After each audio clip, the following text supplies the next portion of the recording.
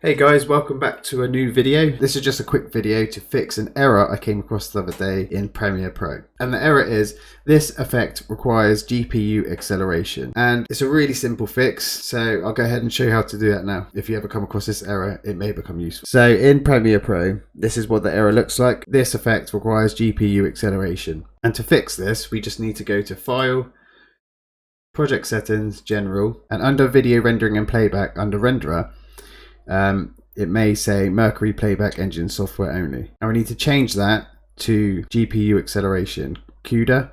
If you have an NVIDIA graphics card, it will say CUDA, but if you have an AMD graphics card, it will say OpenCL. So change it to that and click OK, and the error will go. And it's as simple as that. I didn't realize it would be as simple as that when I came across this issue. So I hope this video helps anyone having the same issue here. So thanks for watching, and I'll see you in another video.